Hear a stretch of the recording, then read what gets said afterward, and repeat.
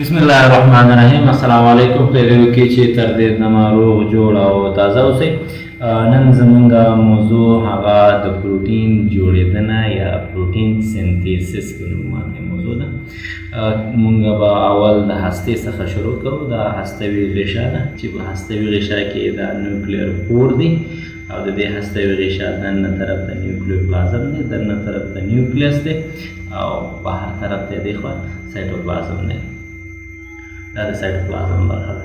په سایټوپلازم کې دلته مختلف ډوله اماینو اسیډونه موجود دي. 20 ډوله اماینو اسیډونه چې دلته مونږ بیل په بیل رنګ سره ښیو او بیا وروسته ته یادونه کوو چې څرنګه زموږ په پروټین سنتیسس کې پکارېږي. دلته په هغه کې هسته کې دننه مونږ سره جنیټیکي مواد دي چې دغه جنیټیکي مواد په کروموسوم کې راوځای شوي دي. یو انسان 40 دانې یا 23 جوړه کروموسومونه لري چې هر یوې بیل څه د پلار او څه د مور څخه. دغه جنیټیکي مواد چې اصل کې ډي ان اے دی. ډي ان اے د پروټین نه غیر چاپېره تاو شوی چې دغه کروموسوم جوړی او دغه پروټین دلته چې د کروموسوم په جوړښت کې لیدل کېږي هغه هیسټون دی. که دا مونږ لږ پراخه کړو دغه ساختمان تقریبا د دې په شان جوړېږي څرنګه چې دلته مونږ په ډایګرام کې جوړ. دا ډي ان اے مونږ نور هم راوسپړو یعنې انوایند کړو. دا ډبل سټینډرډ دی یعنې دوه قطعه دی، دوه برخې لري. دغه ډي ان اے په خپل ځان کې بیا د نیوکلیوټایډونو څخه جوړ دی چې 4 ډوله نیوکلیوټایډونه لري. دغه ډي ان اے د پروټین سنتیسس یا پروټین جوړېدنه د دې څخه څنګه منځته راځي په دې باندې مونږ بحث کوو. پروټین جوړېدنه که مونږ مجموعاً ووایو 2 مرحلې لري چې یوې مرحلې ته ټرانسکریپشن وایي او بل ته ټرانسلیشن وایي. د ټرانسکریپشن په مرحله کې مسنجر آر ان اے جوړېږي چې تنه اوس یادونه کوو. دا ټرانسکریپشن مرحله د یو انزایم په واسطه شروع کېږي چې هغه انزایم آر ان اے پولیمریز نومېږي. آر ان اے جوړېدل اصل کې د ډي ان اے د یوې برخې کاپي کول دي چې دغه کومه برخه چې کاپي کېږي دغې برخې ته جین وایي، جین. او دغه پروسس ته چې د ډي ان اے یو کاپي جوړېږي یعنې یو آر ان اے جوړېږي دې ته ټرانسکریپشن وایي. ټرانسکریپشن مرحله. او دلته چې کوم آر ان اے اوس جوړ شو هغې ته پری مسنجر آر ان اے وایي چې دغه پری مسنجر آر ان اے یوې برخې ته کیپ یو سر ته او بل سر ته پولی اے ټیل وایي. مونږ 3 ډوله آر ان اے لرو چې یو ته مسنجر آر ان اے وایي یا ایم آر ان اے چې دا اوس یادونه کوو، بلې ټي آر ان اے دی او بلې آر ان اے دی. هر یو ټرانسکریپشن نه یادونه کوو. دغه آر ان اے چې مونږ سره جوړ شو د پری ایم آر ان اے په نوم باندې یاد کړئ. دې کې یو څه تغیرات راځي. هغې څخه وروسته دا په یو فنکشنل آر ان اے یا یو وظیفوي آر ان اے باندې بدلېږي. هر آر ان اے کې 2 برخې لیدل کېږي چې یو یې د انټرانس په نوم باندې یادېږي او بلې د اګزام په نوم باندې یادېږي. دلته دغه د لیکو په ذریعه باندې چې کوم اوس نښه کوو دې ته مونږ اګزام وایو او دغه نورې برخې چې کوم دي هغه انټرانس دي. د یو مرحلې په ذریعه باندې چې هغې ته سپلایسنګ وایي. د سپلایسنګ مرحلې په اساس یا د سپلایسنګ مرحلې په ذریعه باندې دغه انټرانس د دې ایم آر ان اے څخه لرې کېږي او صرف اګزام سره پاتې کېږي. اګزام بېرته رانږدې کېږي او پاتې کېږي، انټرانس نه لرې کېږي. نو اوس موږ سره دغه آر ان اے یو فنکشنل آر ان اے دی. دا کولی شي چې د پروټین سنتیسس کې برخه واخلي. دغه آر ان اے بیا د نیوکلیر پور په ذریعه باندې د هستې څخه بهر سایټوپلازم ته راځي او د پروټین په جوړېدنه کې مرسته کوي.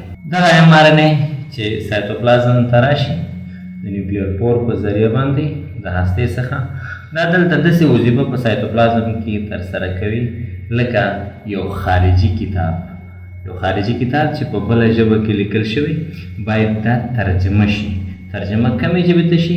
د پروټین جوړېدلو ته. دغه پروسس ته چې دغه مسنجر آر ان اے پکې ترجمه کېږي دې ته ټرانسلیشن وایي چې یادونه ترې کوو. اوس دلته مونږ د مخکې پروټین جوړېدنې ته ځو خو اول د دغه نورو آر ان اګانو ټرانسلیشن ګورو چې هغه د ډي ان اے د کومې برخې څخه او څرنګه ټرانسلیټ کېږي. یو خاص ډول پولیمریز انزایم په ذریعه باندې د ډي ان اے د یوې برخې څخه ټي آر ان اے ټرانسکرایب کېږي.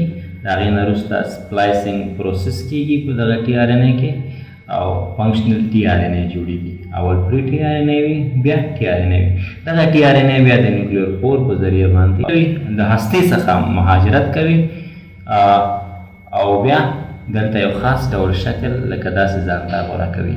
دلته په سایتوپلازم کې بیا زموږ سره یو ډول انزایم لیدل کېږي. دغه انزایم امینوسایل ټي آر ان اے سنتیټیز نومیږي. دغه انزایم په ذریعه باندې دغه امینو اسیډونه چې په سایتوپلازم کې لیدل کېږي دا د ټي آر ان اے سره یوځای کېږي او مختلف ډوله ټي آر ان ایز د مختلف ډوله امینو اسیډونو سره یوځای په لاس راځي. اوس موږ سره ټي آر ان اے او ام آر ان اے دواړه په سایتوپلازم کې شته دی. یو موږ داسې کمښت لرو د یو وړې فابریکې یا د یو انزایم چې دغه ټي آر ان اے امینو اسیډونه راواخلي او د ام آر ان اے هغه نیوکلیوټایډونو سیکوینس مطابق د یو بل سره یوځای کړي. دغه فابریکه رایبوزوم نومیږي چې دغه رایبوزوم کې بیا هم خپل یو ډول آر ان اے موجود دی چې هغې ته رایبوزومل آر ان اے وایي. ګورو چې دغه رایبوزومل آر ان اے څرنګه ټرانسلیټ کېږي. دا رایبوزومل آر ان اے د هستې په یو برخه کې چې نیوکلیولس یا هستچه نومیږي هلته د موجود ډي ان اے د جینونو څخه منځته راځي. دا د خاص ډول پولیمریز انزایم چې پولیمریز 3 په نوم باندې یادېږي د دې په ذریعه باندې رایبوزومل آر ان اے جوړېږي. مخکې ته نه موږ یادونه ونه کړله هیر شو دغه ټرانسفر آر ان اے چې کوم دی دا د پولیمریز 3 په ذریعه باندې د پولیمریز 3 انزایم په ذریعه باندې جوړېږي. راځئ بیرته خپل رایبوزومل آر ان اے جوړېدنې ته. رایبوزومل آر ان اے اول پری رایبوزومل آر ان اے د ټرانسکرپشن عملیې په اساس باندې جوړېږي.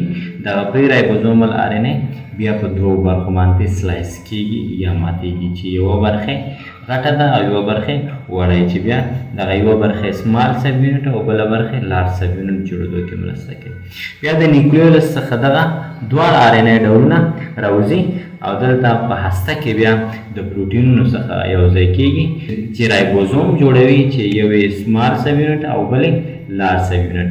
دغه رایبوزوم اوس هم د پری رایبوزوم په نوم باندې یادېږي. دغه رایبوزوم د هستې څخه د نیوکلیر پور په ذریعه باندې راوځي او د مسنجر آر ان اے سره یوځای کېږي. دا ټوله مرحله د ټرانسکرپشن په نوم باندې یاده شوه او بیا آینده کې به د ټرانسلیشن مرحلې نه یادونه کوو.